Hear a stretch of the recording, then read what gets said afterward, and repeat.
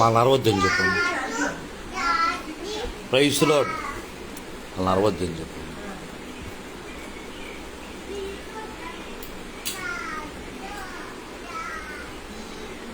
सबको जय मसीह की. Praise Lord. आइए हम लोग परमेश्वर की वचन से थोड़ा समय हम वचन सुनते हैं.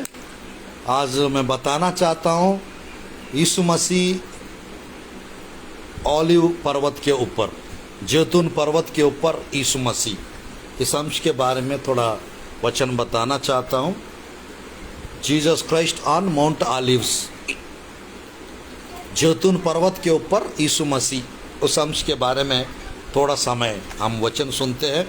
ध्यानपूर्वक संदेश को सुनिए. मेरा 50 दिन का फास्टिंग प्रेयर चल रहा है. आज 6th डे है, 6वां दिन. थोड़ा समय मैं आप लोग के बीच में प्रभु का वचन बांटना चाहता हूँ. ध्यानपूर्वक इस संदेश को आप लोग सुनिए. लूका रसूल समाचार 21 अध्याय 37-38 आयत को हम पढ़ते हैं. लूका रसूल समाचार 21 अध्याय 37-38 आयत को हम पढ़ते हैं.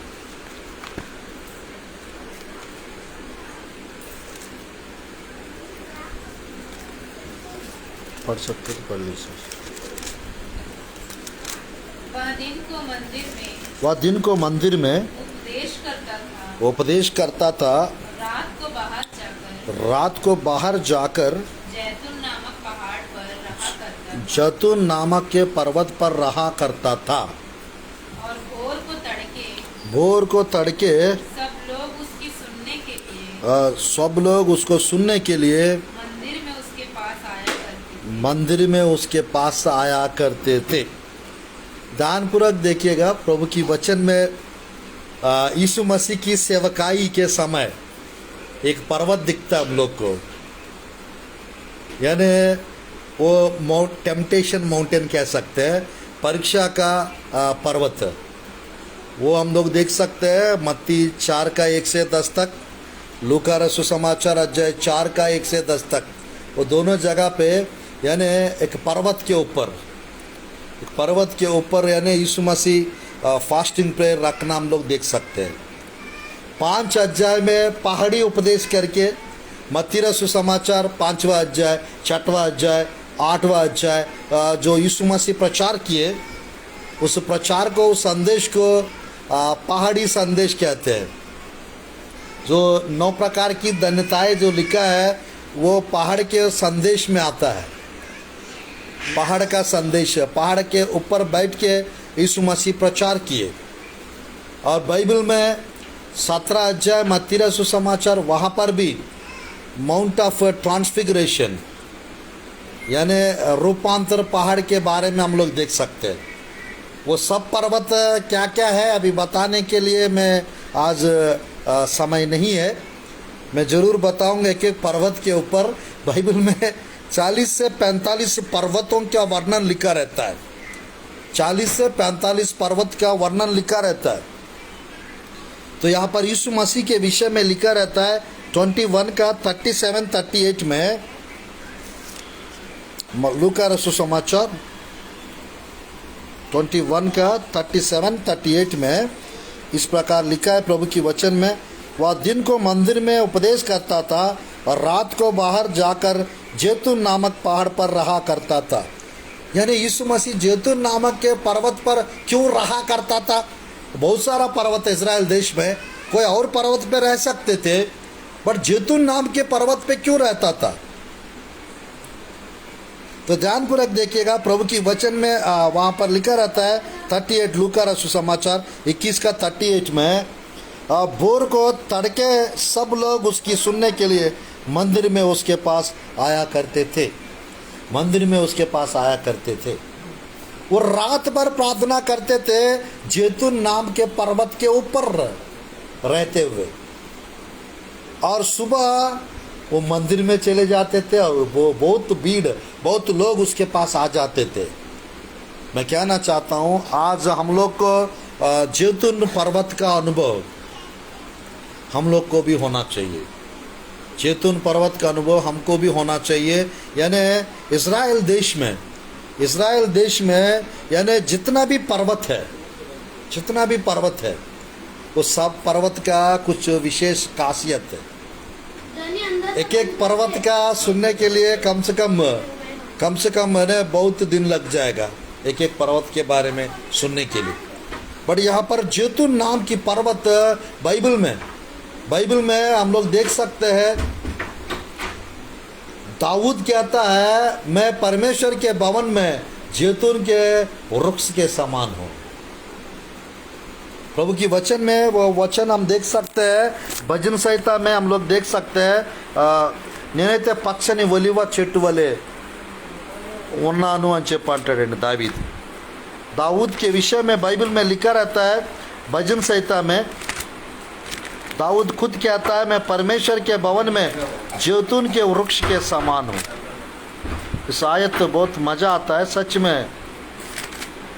क्यों दाऊद अपने आप को जैतून वृक्ष के विषय में बताता है? वो कुछ दूसरा वृक्ष के बारे में क्यों नहीं बता रहे?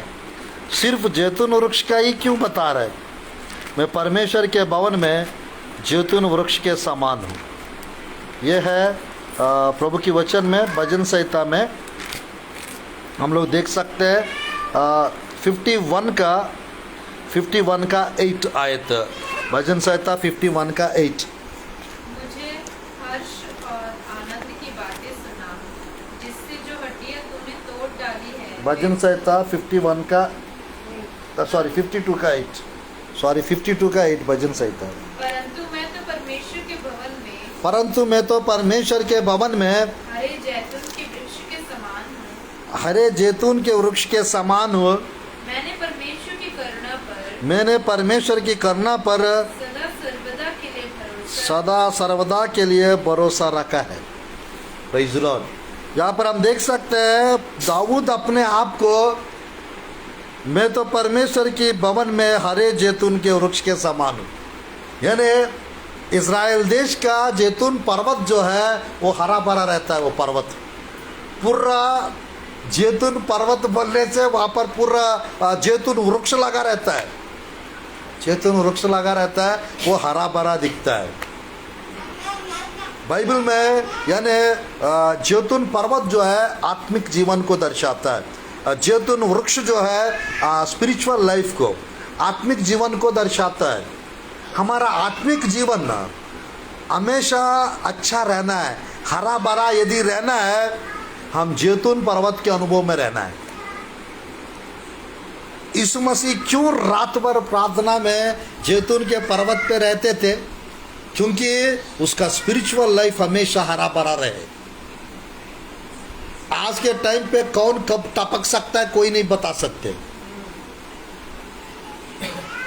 कब किसका तबीयत बिगड़ जाएगा कोई नहीं बता सकते। कब किसके साथ कौन सा हादसा हो जाएगा कोई नहीं बता सकते। पर मैं कहना चाहता हूँ जो लोग प्रार्थना में बिताते हैं, जो लोग प्रार्थना में समय बिताते हैं, उनको परमेश्वर कुछ भी हानि नुकसान होने नहीं देंगे। मौत भी बता कर आना पड़ेगा। नुकसान यानी करना चाहेंगे वो नुकसान होगा नहीं, क्योंकि ये जैतून पर्वत पे है, जैतून पर्वत के अनुभव में है।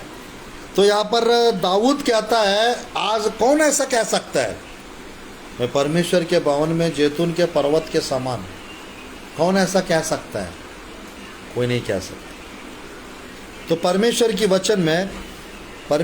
वचन में हम लोग देख सकते हैं।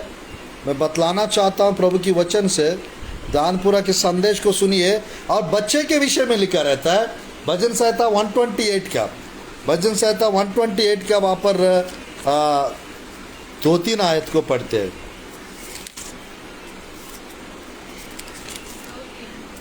यस।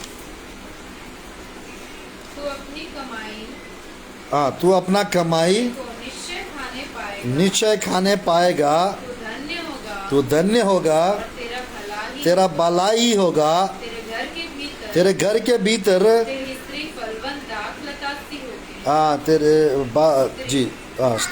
फलवंत दाखलता सी होगी, तेरी मेज की चारों ओर तेरे बालक जलपाई के पौधे से होंगे. Praise God.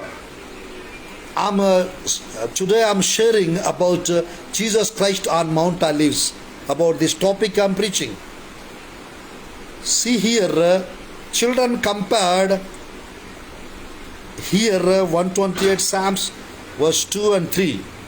बच्चे जैतून के पौधे से कंपेयर किया गया है. क्यों जैतून के पौधे से कंपेयर किया गया है?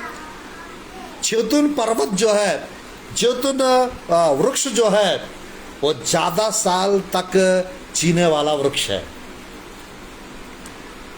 यानी जैतून वृक्ष जो है ज्यादा साल जीने वाला ट्री है. वो पौधे भी बाइबल में लिखा है जलपाई पौधे के समान होंगे बच्चे करके लिखा हुआ है. आज यीशु के नाम से दाऊद कहता है मैं परमेश्वर के भवन में जैतून के वृक्ष के समान हूं. और यहाँ पर सोलोमन लिखता है, ये भजन संहिता, तेरे संतान तेरे बच्चे मेज के ऊपर जलपाई पौधे के समान होंगे. यानी जैतून के जलपाई वृक्ष के समान होंगे. ऐसा करके यहाँ पर प्रभु की वचन में बताते हैं. तो आज क्यों यहाँ पर बच्चे जलपाई पौधे के बारे में, यानी ये तेलुगु बाइबल में भी हम लोग देख सकते हैं. तेलुगु बाइबल में अच्छे से लिखा रहता है, यानी నీ భోజనపు బల్ల చుట్టూ నీ పిల్లలు ఒలివల మొక్కల వలె ఉండరు. छोटे वृक्ष भी खासियत है. यानी यहाँ पर पहला जैतून वृक्ष जो है वो हरा भरा रहता है. यानी वो पर्वत पूरा हरा भरा रहने वाला पर्वत है. दूसरा हम लोग देख सकते हैं प्रभु की वचन में उसमें पौधे भी रहते हैं. उस पर्वत के ऊपर पौधे बच्चे से कंपेयर किया गया है. सच में परमेश्वर के भाई मानने वाले लोग हरा भरा रहेंगे. बच्चे भी यानी मेज के चारों तरफ एकदम हरा भरा दिखेंगे. उन लोग जिस घर में प्रार्थना रहता है, जिस घर में प्रभु का भय रहता है, उस घर हमेशा टिका रहेगा, हरा भरा रहेगा. Praise Lord, hallelujah. तो बाइबल में थोड़ा सा मैं आज जीसस क्राइस्ट के विषय में, यानी हम लोग लूक 21 चैप्टर का 37-38 से हम लोग सुन रहे हैं. यीशु मसीह रात भर जैतून नाम के पर्वत पर रहा करते थे, ऐसा लिखा हुआ है बाइबल में. जैतून पर्वत का, जैतून वृक्ष का, आलू ट्री के विषय में, आलू ब्रांचेस के विषय में, ऑलिव ऑयल के विषय में, राजा लोग को अनॉइंट करने के लिए, याजक लोग को अभिषेक करने के लिए वो जैतून का ऑयल को इस्तेमाल करते थे. जैतून का ऑयल इस्तेमाल करते थे. यानी जैतून वृक्ष रहता है और उस वृक्ष का फल रहता है, उस फल से तेल निकलता है, वो तेल से अभिषेक करते हैं. आज भी जैतून का तेल बहुत महंगा है. ओलिव वाला नून, ओलिव वाला नून है. जैतून का तेल बहुत महंगा है. We use oil, olive oil to anoint kings. We use oil, olive oil to anoint priests. We use oil, olive oil to anoint prophets. We use oil, and from this olive mountain we can get olive trees. From that olive trees we can get fruits, and from that fruits we can get olive oil. From that olive oil we use for anointing. We use for anointing. अभिषेक के लिए वो तेल हम इस्तेमाल करते हैं. आज भी जैतून का पत्ते भी इम्पोर्टेंट है. आज भी जैतून का पौधे इम्पोर्टेंट है. आज भी जैतून का ऑयल इम्पोर्टेंट है. तो इसीलिए परमेश्वर जैतून का पर्वत को चुन लिया, क्योंकि उस पर्वत के ऊपर यदि मैं प्रार्थना करूंगा, उस पर्वत उस प्रार्थना के द्वारा वहाँ का पौधे वो लंबी उम्र प्राप्त करेंगे, वहाँ का पेड़ लंबी उम्र प्राप्त करेंगे. और वहाँ का वो जो पेड़ का ऑयल से जो भी खाएंगे, उस पेड़ के पौधे से यानी उस पेड़ का ऑयल से जो भी अभिषेक करेंगे, उस अभिषेक के अंदर परमेश्वर का प्रार्थना का शक्ति रहेगा। आमीन, हालेलुया। यानी उस पर्वत के ऊपर यीशु मसीह प्रार्थना किए, उस प्रार्थना का वो पूरा पर्वत प्रार्थना से भरा हुआ पर्वत है। वो प्रार्थना से भरा हुआ पर्वत है। वो उस पर्वत में पौधे होते हैं, पेड़ होते हैं, वो पूरा पेड़ हरा भरा दिखते हैं। वैसी इस्राएली प्रजा यानी इस्राएल देश हरा भरा देश है। इस्राएल देश हरा भरा देश है। जैतून वृक्ष स्पिरिचुअल लाइफ को दर्शाता है। आज हमारा स्पिरिचुअल लाइफ हरा भरा रहना है तो जरूर हम लोग को माउंट ऑलिव एक्सपीरियंस होना चाहिए, जैतून पर्वत का अनुभव होना चाहिए। आज जैतून पर्वत का अनुभव का मतलब है हम लोग प्रार्थना में लगे रहना, निरंतर प्रार्थना करते रहना। जो लोग निरंतर प्रार्थना करते रहते हैं या प्रार्थना में समय बिताते रहते हैं, वो ऑलिव पर्वत के अनुभव में है। बाइबल में आपको पता है यीशु मसीह उसी पर्वत से उठा लिया गया और यीशु मसीह उसी पर्वत के ऊपर पैर रखने वाला है। बड़े मजा आता है, पता, उसी पर्वत के ऊपर यीशु मसीह प्रार्थना करते थे, उसी पर्वत से उठा लिया गया और उसी पर्वत के ऊपर पैर रखने वाला है। वो पर्वत दो भाग होने वाला है। देखिएगा उस बाइबल में हम लोग देख सकते हैं। प्रेरितों की काम की पुस्तक, प्रेरितों की काम की पुस्तक अध्याय 1 का अपोस्तल कार्य मोटा अध्याय 9, 10, 11, 12 तक। यह कहकर वह आप जी दीजिए। देखते देखते लिया गया हाँ। और बादल ने उसे उनकी आंखों से छिपा लिया। उसके जाते समय जब वे आकाश की ओर ताक रहे थे तो देखो दो पुरुष श्वेत वस्त्र पहने हुए उनके पास आ खड़े हुए और उनसे कहा, हे गलीली पुरुषों, तुम क्यों खड़े आकाश की ओर देख रहे हो? यही यीशु जो तुम्हारे पास से स्वर्ग पर उठा लिया गया है, जिस रीति से तुमने उसे स्वर्ग को जाते देखा, उसी रीति से वहाँ फिर आएगा। हाँ, बस 12 तक। जब वे जैतून नामक पहाड़ से जो यरूशलेम के निकट एक सप्ताह के दिन की दूरी पर है, यरूशलेम को लौटे। Praise the Lord, hallelujah. यहाँ पर सीधा प्रभु की वचन में हम लोग देख सकते हैं। तब वे जैतून नामक के पहाड़ से जो यरूशलेम के निकट एक सप्ताह के दिन की दूरी पर है, यरूशलेम को लौटे। मतलब कौन सा पर्वत से? कौन सा? जैतून नामक के पहाड़ से। बोली बोले कौन निंचा ले रटे रखे उपरोटी कोठरी में वापस चले गए। यहाँ पे book of Acts chapter 1 verse 9 to 12, if we read what is written here, Jesus Christ prayed on that Mount Olive. Jesus Christ went to heaven from that mountain, Mount Olive. He went to heaven. जैतून पर्वत के ऊपर यीशु मसीह प्रार्थना किए। जैतून पर्वत के ऊपर से यीशु मसीह उठा लिए गए and he is going to come again to that mountain. यीशु मसीह फिर उस जैतून नामक के पर्वत पे वापस आने वाला है। वो रात भर जैतून नाम के पर्वत के ऊपर वो समय बिताते थे, वो प्रार्थना करते थे। आज इसीलिए इस्राएल देश में वो जैतून पर्वत हरा भरा पर्वत है। इसीलिए दाऊद अपने आप को मैं जैतून वृक्ष के समान हूं, प्रभु के भवन में कहता है। इसीलिए सोलोमन बच्चों को जलपाई पौधे के समान होंगे कहता है। आज प्रभु चाहता है हमारा स्पिरिचुअल लाइफ, हमारा आत्मिक जीवन हरा भरा रहे। वो हरा भरा कब हो पाएगा? जब हमारा लाइफ में निरंतर प्रार्थना, कंटिन्यूअल प्रेयर जब रहेगा, हमारा आत्मिक जीवन हरा भरा रहेगा। प्रभु चाहते हैं हमारा स्पिरिचुअल लाइफ हरा भरा रहे। यहाँ पर प्रभु की वचन में यीशु मसीह उठा लिया गया जैतून पर्वत के ऊपर से। बाइबल में लिखा रहता है जकरिया के पुस्तक में 14 चैप्टर 2-3 आयत में, जकरिया के book of Zechariah 14 chapter 2-3 verses, Zechariah ग्रंथम 14:2-3, वहां पर देख सकते हैं यीशु मसीह वापस आने वाला है उसी पर्वत के ऊपर। वो पर्वत 2 भाग होने वाला है आज, यानी बाप रे, यानी कितना इंपॉर्टेंट है ये पर्वत, कितना इंपॉर्टेंट है ये पर्वत।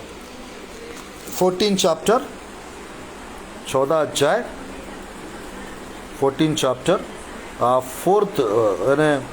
4th आयत 4th आयत 14 का 4, जकरिया 14:4। यस। उस दिन वहाँ जैतून के पर्वत पर पाँव रखेगा जो पूर्व की ओर यरूशलेम के सामने है। तब जैतून का पर्वत पूर्व से लेकर पश्चिम तक बीचों बीच से फटकर बहुत बड़ा खड्डा हो जाएगा। तब आधा पर्वत उत्तर की ओर और आधा दक्षिण की ओर हट जाएगा। आमीन, हालेलुया। यानी परमेश्वर के वचन में 6-7 भी पढ़ लीजिए, 6-7 भी पढ़ लीजिए। उस दिन कुछ उजियाला न रहेगा, हाँ। क्योंकि ज्योति गण सिमट जाएंगे। हाँ। लगातार एक ही दिन होगा जिसे यहोवा ही जानता है, ना तो दिन होगा और न रात होगी, परंतु सांझ के समय उजियाला होगा। आज यानी 6-7 पढ़ लिया ना।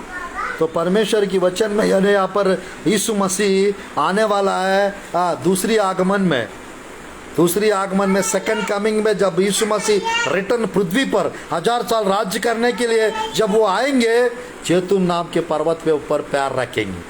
वो 2 भाग हो जाएगा और वहाँ पर एक तराई टाइप का होगा और वहाँ पर हार्मगेद्दोन युद्ध होगा। बाइबल में लिखा रहता है यानी अन्य जाति लोग वहाँ पर इकट्ठा होंगे और वहाँ पर एक बड़ा युद्ध होगा, वहाँ पर एक बड़ा युद्ध होगा। प्रभु की वचन में हम लोग देख सकते हैं ये ऊपर यानी 14 का यहाँ पर 3 आयत में लिखा रहता है युद्ध के बारे में। आज 4th आयत में जैतून नाम के पर्वत के ऊपर यीशु मसीह पैर रखेंगे करके लिखा रहता है। यीशु मसीह यानी अलग अलग पर्वत के ऊपर उन्होंने समय बिताया। 17 अध्याय में देख सकते हैं मत्ती सुसमाचार 1 से 4 तक, वहाँ पर रूपांतर पर्वत के ऊपर माउंट ऑफ ट्रांसफिगरेशन, उस पर्वत का नाम है ताबोर पर्वत। आज यानी मेरे प्रियो, आज मैंने 7:30 बजे एक मैसेज बताया था Elijah on Mount Carmel, Elijah Carmel पर्वत के ऊपर उस अंश के बारे में मैंने प्रचार किया था। अभी जो प्रचार कर रहा हूँ यीशु मसीह जैतून पर्वत के ऊपर। बाइबल में 40 से 45 पर्वत है। आज हम लोग के बारे में मेरे प्रिय, हम लोग भी कोई ना कोई पर्वत के ऊपर रहते हैं। एलिया कर्मेल पर्वत के ऊपर है, प्रभु की वचन में 18 अध्याय में हम लोग देख सकते हैं। 9 अध्याय में उत्पत्ति के पुस्तक में नूह का जहाज, नूह का परिवार और नूह अरारात, माउंट अरारात के ऊपर है। वो अरारात पर्वत तुर्की में है, टर्की, वो भी पर्वत है। वो जाके टिक गया था जल प्रलय के बाद, वो जहाज अरारात पर्वत के ऊपर टिका हुआ था। बाइबल में हम लोग देख सकते हैं 22 चैप्टर में, मत पढ़िएगा, 2-3 आयत उत्पत्ति के पुस्तक में माउंट मोरिया के ऊपर जाकर बलि चढ़ाने के लिए परमेश्वर अब्राहम को बताया, इसहाक को। वहां पर देख सकते हम लोग यानी उस पर्वत के ऊपर वो लेके जाता है आइजक को और बलि चढ़ाने के लिए, यानी अब्राहम ऑन माउंट मोरिया। और 2 हो गया।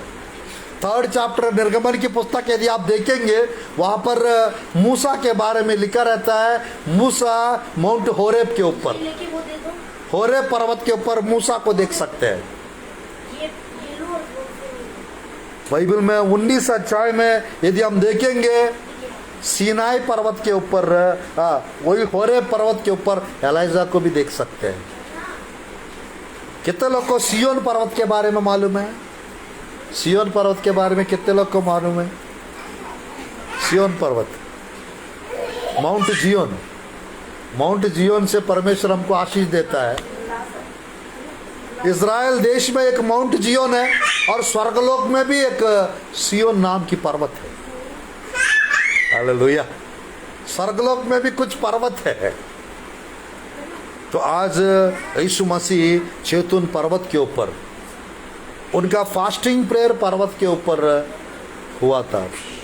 मत्ती 4 का 1 से 10, लूका 4 का 1 से 10। उसका रूपांतरण एक पर्वत के ऊपर हुआ था, उसका प्रार्थना पर्वत के ऊपर हुआ था। इवन यीशु मसीह का बलि चढ़ाना, क्रूस का जो हम लोग क्रूसीकरण हम लोग देखते हैं, वो भी यानी गोलगोथा पर्वत, माउंट कलवरी पर्वत, गोलगोथा पर्वत, मोरिया पर्वत, मोरिया पर्वत, माउंट मोरिया, और प्लेस ऑफ स्कूल्स, यानी खोपड़ी का, वो खोपड़ी जैसा है, खोपड़ी का पर्वत बोल सकते हैं। तो आज मैं कहना चाहता हूँ, आप कौन सा पर्वत के ऊपर है? आपका प्रार्थना जीवन कैसा है? प्रभु चाहते हैं हमारा प्रार्थना जीवन यीशु मसीह के जैसा हो। प्रभु चाहते हैं अगर ऐसा है तो जरूर आपके पास बहुत भीड़ आ जाएगा, आपके पास बहुत लोग आ जाएंगे, आप लोग बहुत लोग प्रार्थना के लिए कॉल करेंगे, आप लोग से बहुत लोग प्रार्थना कराएंगे। मुझे 22 तारीख से 22 या 23 तारीख को पंजाब फिर से बुला रहे हैं। 1 हफ्ता 2 सप्ताह पंजाब जाने वाला हूँ। अभी शुक्रवार को शनिवार को कोरबा 3rd AC का टिकट भेज दिया है। एक पास्टर जी ने 3rd AC का टिकट भेजा है, कोरबा आइए पास्टर जी। प्रोफेटिक स्पीड प्रभु दे रहा है, यानी अलौकिक गति, सुपर नेचुरल स्पीड आ रहा है।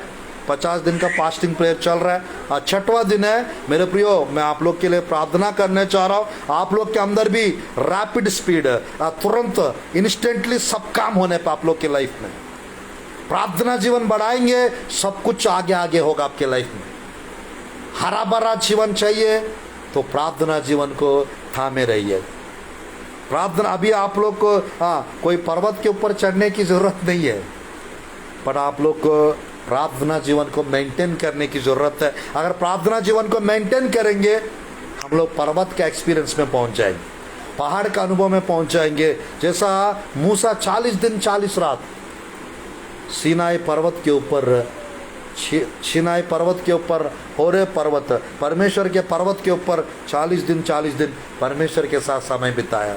यीशु मसीह प्रार्थना में, जैसा लूका मैंने बताया 21 का 37-38 में, यीशु मसीह पहाड़ पे जैतून नाम के पर्वत पे जाते थे, वो प्रार्थना करते थे। आज हम भी प्रार्थना में जब जब जाते हैं, कोई ना कोई पर्वत का अनुभव हमारा साथ होता है।